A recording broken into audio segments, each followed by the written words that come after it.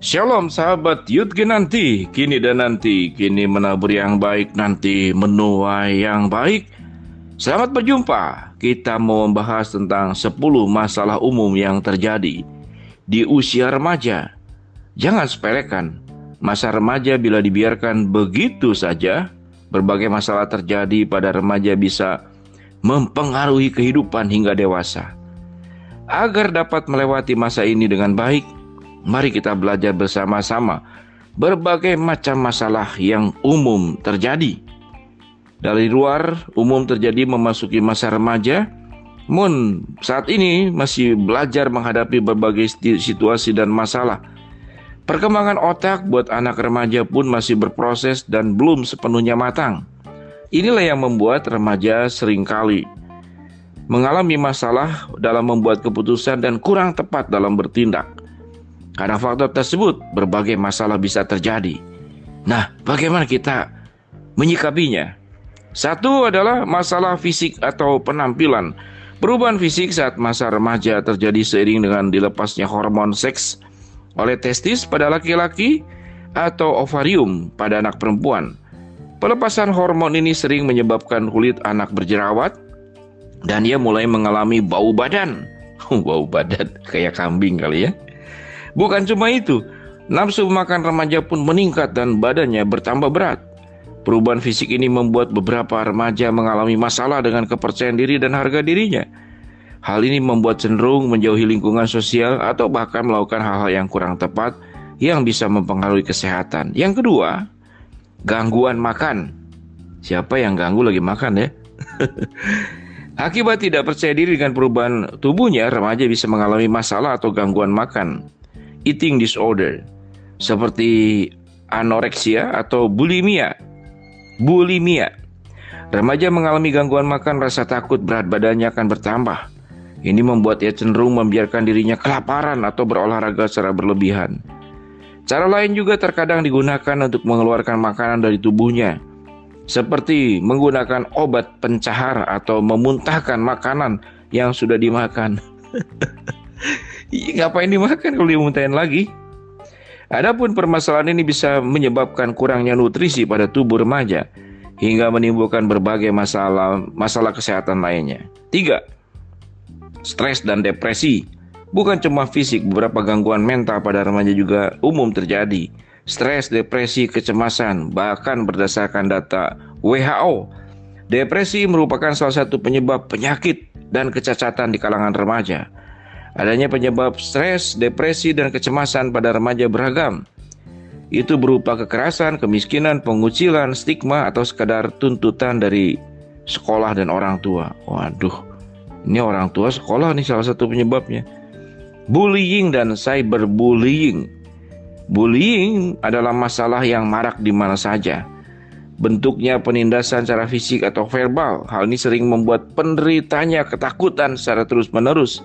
Ia mungkin merasa malu, tidak berdaya, dikucilkan, dan terintimidasi.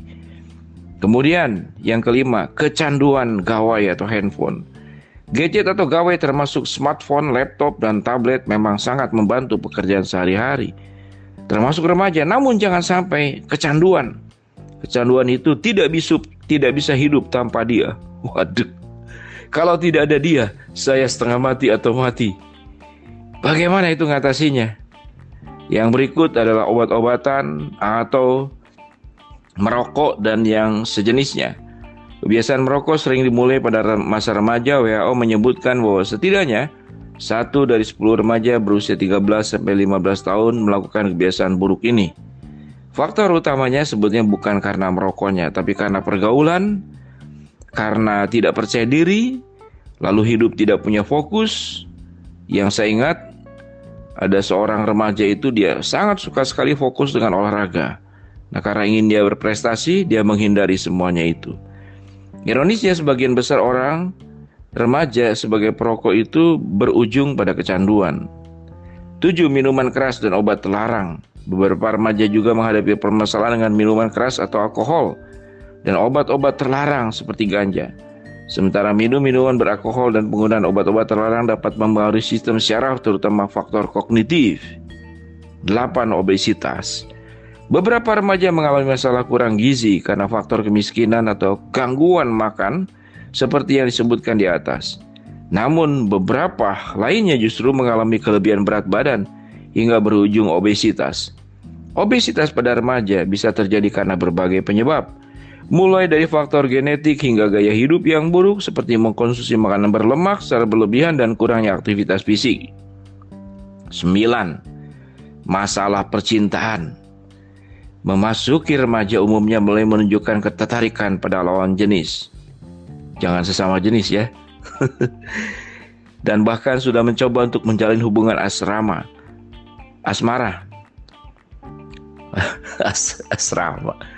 Asrama itu tempat kos.